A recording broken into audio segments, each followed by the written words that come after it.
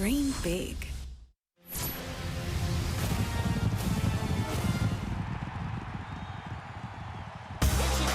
Joker's well from Miss Finland. Casino Prince up on the inside, storming home making it. I think Miss Finland's one of the nose. Alligator Blood, 100 metres to go. His big heart pounding. He's clear. He wins. It's Hurdle, Myrtle and More Joyous down to the line, but the champion filly fights back and wins it. More Joyous. Universal Prince late, but tie the knot. The grand old campaigner. He makes racing history. Weeks moves up on the outside of Happy Clapper for a world record of 23 Group 1s. But Very Elegant. She's brave, she lives, and she wins her second Chipping Norton. And so much of today is about Very Elegant. That was one of her 2 Chipping Norton wins. Of course, she left us a week and a half ago.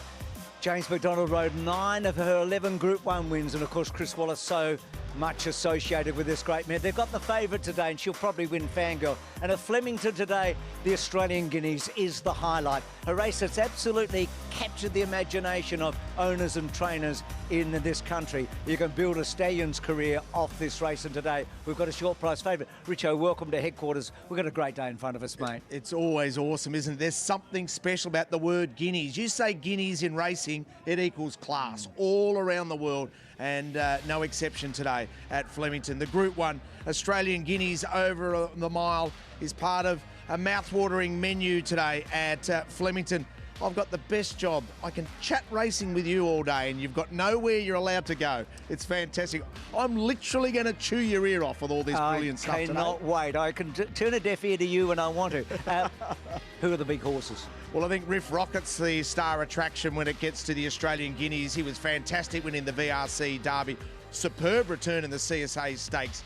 Can he give him a head start and chase them down and win? Most people think yes. She's a good filly. Bold Bastille showed that on debut. She can bounce back today. And Capitalist has earned the top weight in the English Sprint. He is classy and the right trainer down the straight at Flemington, Bjorn Baker. And Richard, the build-up to the All-Star Mile continues today. The Guineas a great race in its own right, but win and you are in if you want to be. Let's hope that the right horse stars and then takes up the challenge with the Blamey. Almost certainly the winner of that race will go to the $4 million All-Star in a fortnight's time. Good crowds coming today, pleasant day, lots of breeze, and I reckon, Richard, when you go down and do the track, that's going to be part of your subject today about how the runners handle all of that. Richo, we're going to leave Flemington for a moment. We're going to go off to Randwick and join a couple of Royals, Elizabeth and also young Emma. Hi, guys. Very happy with being called young when I'm turning 36 next month, Bruce, but thank you very much for that. We're so excited about the program that we've got here at Royal Randwick. Couple of Group 1s, but it's also the 2-year-old racing that's piquing my interest, Lizzie. Yeah, it's a great day of racing here at Randwick, and as you mentioned, those 2 Group 1s are really evident. Very Elegant Stakes, formerly the Chippy Norton Stakes, and then we see the surround for the 3-year-old fillies. But the return of Storm Boy is probably even more exciting than the rest of the field. He's an absolutely terrific galloper, and he had to star in one of my horses to watch today, and that's who I'm looking forward to. He made such a big impact at the Magic Millions. He's unbeaten. There's $50 million reason why he needs to be winning and winning a golden slipper. Fangirl, well, she's won 3 Group 1s. She's got that guy, James McDonald, aboard, who's won the last 3 Very Elegant Stakes. And Zardozi, well, she's the VRC Oaks winner, and we get to see her back in style in a Group 1 today. Yeah, fascinating stuff there. Apparently she's come back a little bit speedier this preparation, but there is a filly that you've missed, and she's yours in Chris Dilley. She's already a Group 2 winner in the Percy Sykes. Cometh the hour! Cometh the legend! Emma, thank you very much. Great to be here at Flemington on the screens of 7, the Howden Australian Guineas, a relatively new race on the Australian racing calendar. It's not even 40 years old yet, but one of my great memories is in 1994, 30 years ago, the great horse Mahogany. What a fantastic champion Mahogany was. He was the first horse to win the Caulfield Guineas, the Derby here in a rout in November, and then went on to win an Australian Guineas and an Australian Derby. He was such a versatile horse. He ran in a Melbourne Cup, and he also ran in 2 Lightning Stakes and won them both at Group 1 over 1,000 metres, and won a Linlithgow here up the straight first up. He was some horse, Mahogany. We think of him today. There's been some great winners of the race, including Zabeel. Even V8's father, Grunt, won it some 7 years ago. Looking forward to it a little bit later on the screens of 7.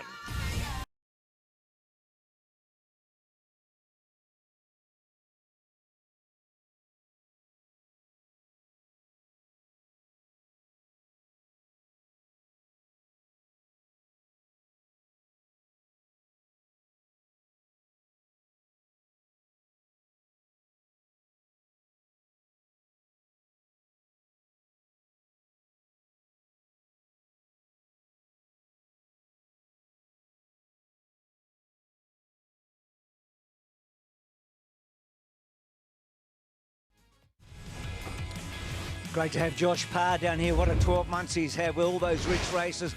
He goes in the English Sprint today, a race that he's already won with Bjorn Baker a couple of years ago with Overpass, and he's on the very impressive Cabalist, and also Kate Farrar for Chris Waller in the Australian Guineas. So the jockey's out walking the track and having a look and seeing just where the right place might be. Willow's as good as any of that. Riff Rocket for him today. Ben Mellon also with Otago today. Could he get another Group 1 win for him? Celine Gaudry's got a great book of rides today. And Mark Zara's on King Colorado, one of 3 Group 1 winners running in the Australian Guineas. Let's go out to the track and see how it is. Here's Richo again. Hypothetical, then King's Gambit recommendation, and Kalos right down the outside. Q-Man up to Hypothetical, their heads in unison. Q-Man, I think, has won it from Hypothetical. Buffalo River as they reach the 250, starting to paddle. Mr. Brightside is eating up the ground now, and Mr. Brightside goes to Buffalo River. Pericles a length and a half off Mr. Brightside, but it's Mr. Brightside clear, and he's going to rack up another one. It's Lady of Camelot at the 200 metres in front, getting a little bit weary. Korianagi stay focused, and Hayasugi the filly is flying home. Lady of Camelot, Hayasugi's got her! Hayasugi's won it. A lot of our focus, of course, on the All-Star Mile. $4 million comes up in a fortnight's time. Does the rotation back to Caulfield this year, and the field starting to take shape, just as the trophy is, as we can see. So many riches involved, and what a fun day. Mystic Journey set the ball rolling. She'd won the Australian Guineas. Have a look how powerful she is at the end here with Anthony Darmanin. She was absolutely super, and she goes from there to win the All-Star Mile, gets away from the 2 Godolphin Stars. So what a way to start what has been a very, very successful race. So that was Mystic Journey, the 3-year-old filly, doing all of that. Now, we've heard that during the week that Dom DeShoot, who won the Northerly, got over the top of Zaki in the last stride to get his Group 1. He's been given a wild card, and they have accepted the cases and the connections of Dom DeShoot. So Western Australia, again, very well represented. Remember, the Regal Power won the second one of these for Bob Peters. So home went Dom DeShoot that day. So also Munamek, I mean, this is an incredible day, wasn't it, with Ollie, with the last 3 winners of the day, and this one unbelievable. The seas parted for him with Munamek. Munamek gets also, for Nick Ryan and the connections, a wild card into the All-Star Mile. So 8 of the horses have been decided. Hopefully another couple today after the Australian Guineas and also the Blamey Stakes. Mr. Brightside, the hot favourite, but you look at that field, Pride of Jenny, Buffalo River. One thing we know for sure, it's going to be on for young and old. Richo's out with Jamie Carr. 10-time Group 1 winning jockey Jamie Carr joins us. God, that's got a beautiful ring to it. I do like that. Now, but I just wanted 10, now I want 20 though. Future 20-time Group 1 winner Jamie Carr. Well, let's make it 11 with Southport Tycoon today. The mile thing suits? Yeah, definitely. I'll be trying for 11. And he's drawn well, he's drawn to get a nice run. Doesn't seem to be a hell of a lot of pace in the race, but from that gate we should be able to put him into a good spot. It's my job, and no, keen to be on him. And good form references with V8 in particular. I loved his first up run, Southport Tycoon. Yeah, and he tends to lug in a little bit too, so I'll be ready for that. But I'm just keen on riding him. I think he's in with a really, really good shot. It's not a superly over tough field, I think. He should be right in the mix. What about Ayrton? Is he up there as much your favourite horse at the moment? Yeah, look, nothing really goes past Hayasugi, but he's definitely up there.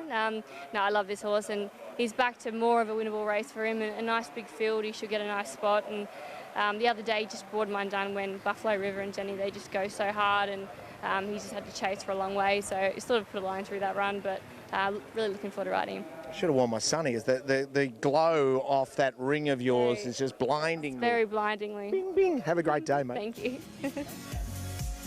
A lot of fun there. What a rider she is. So, Gay Waterhouse here today. So a couple of runners today coincided for Vela, but of course the big story today with Gay and Adrian is Storm Boy in Sydney. She got just fine also in the Very Elegant, but great to see the First Lady of Very Elegant. Can she go past Maccabi Diva and become the 4th highest earning runner in Australian racing history? The gates open now, they're off and racing.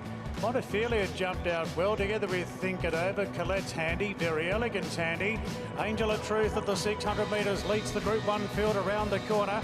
Wow, half length on Think It Over, Mount Popper, and Very Elegant moves up 4 wide. Angel of Truth in front from Think It Over and Very Elegant. She's starting to extend now, and the great mare hits the lead of the 200. Very Elegant, a length on. Think It Over is in for the fight, and then came She's Ideal. Colette can't get out. Very Elegant just in front, about a neck in front to She's Ideal, is looking to rein on the party, but Very Elegant, she's brave, she lifts, and she wins her second Chipping Norton.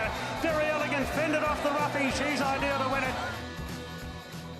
Summed up on my cars. But this race, it's got an incredible honour roll, and a couple of horses have absolutely dominated. So big race dominators over the years. You know, Manicato with his 5, etc., and Lord, and Manicato again with the futurities. One of them at 1,800 metres, can you believe it? But tied the knot, and then of course Winks with that trio of 4-timers, including the Cox Plate and the Chipping Norton. And we've spoken to James McDonald about today's Very Elegant. He's on the favourite, Fangirl.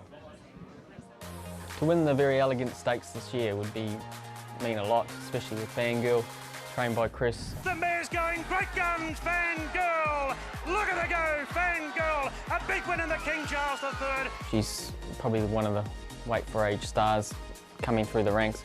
She's 5 years old and this is her prime time. Fangirl is starting to rattle down the outside of the track, and in her stride, James McDonald let the mare go. Obviously Very Elegant was very well handled by that team, and to have a live chance in this year's Very Elegant Stakes is going to be awesome, and I can't wait for the challenge and looking forward to seeing what she can do.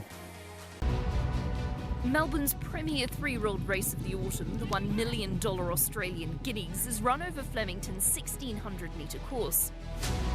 First run in 1986, the Group 1 feature has an honour roll boasting names such as Zabeel, Mahogany and Miss Finland. From Miss Finland, she's trying hard. Who was one of 5 fillies to take out the Guineas this century. Diving up on the inside, they hit it. Oh, Miss Finland. Just a few months after winning the Cox Plate as a maiden, He dives, misses, Seamus Award. Seamus Award applied the same bold front-running tactics with similar effect in the Guineas. Seamus Award all the way. He wins it from Criterion by a length. In 2019, Tassie filly Mystic Journey They're roaring in Tasmania. parlayed her win in the Guineas into success in the All-Star Mile. She is what dreams are made of. Mystic Journeys won the All-Star Mile and elected a quarter. And in 2020, a crack field of 3-year-olds were left in the wake of a well-named gutsy Queenslander. Alligator Blood, 100 metres to go. His big heart pounding. He's clear. He wins. Alligator Blood won it by a length. So a litany of outstanding winners in the past, and today's Fields of Beauty. This time last year, Legato had come from New Zealand with this steaming run with Michael D to get up in the last stride to beat Attrition and Jamie Carr. And of course, today, Legato doing that today, Pendragon, or the Pendragon, because we had one of the same name in the last 17 years, comes with very similar form. Wins that Auckland Guineas, had won 3 in a row, runs very well at the Karaka at night. A bit like Legato, I mean, different sex. But he comes across here with really, really good form today. So watch for him. That finishing burst was impressive. Here's James McDonald after Storm Boys win with Emma Freedman. Very Elegant. Born on the North Island of New Zealand. Bred by Don Goodwin, a builder by trade. Her sire Z stood for just $500 and was serving Clydesdale mares at the time. After 3 starts, she was transferred across the Tasman. Very Elegant. Oh, shut the gate. Have a look at this. First to Darren Weir and then Chris Waller. Despite having some quirks, she won 2 Group 1s as a 3-year-old. Very Elegant in front on jelly legs, but she's got the Vinery Stud Stakes winner. Very Elegant strong clear in the Oaks. 99 Group 1 winners for Chris Waller. As a 4-year-old, those kinks were being ironed out, and she blitzed them in the Tancred Stakes. A cheeky peep by James McDonald and a well-earned pat down the neck. But the next season, as a 5-year-old, Very Elegant went to another level. Star of the Seas, Very Elegant. I think Very Elegant's kicked back. What a Caulfield Cup, edging out the Epsom Derby winner in a battle for the ages. Very Elegant and Anthony Van Dyke. It's all class. Very Elegant and in front, and the bear won it. Chris said it best. She was unassuming and fought like a tiger. What a race! Avilia's the outside trying to beat the pair of them, but no! Very elegant, brave, very elegant. Her battles with Adaeb over 2 autumns, unforgettable. Very elegant, ahead on Adaeb. He's trying, but she's going to beat him. Very elegant wins the Rambert. And so did the spring that would ultimately define her career. And the Great Mare wins a 9th Group 1, home best in the George Main. The coronation in the Cup. 10 Group 1s, and now the greatest of them all, the Melbourne Cup. Life-changing for all connections. The only horse to win the Melbourne Cup a year after winning the Caulfield Cup. Very few can win a Group 1 from 1,400 metres to 3,200. Fittingly, her final victory came in the race that now bears her name. She's brave, she lives, and she wins her 2nd Chipping Norton. The impact she had on the Wallace stable was profound. From Rocky, her strapper, to Chris Harwood, her track rider, she was loved. Her relationship with James McDonald, a beautiful partnership. She is remembered forever through the Very Elegant Stakes, a race she won twice. All told, 11 Group 1s, 2 majors, and a lifetime of memories. Oh, beautiful tribute.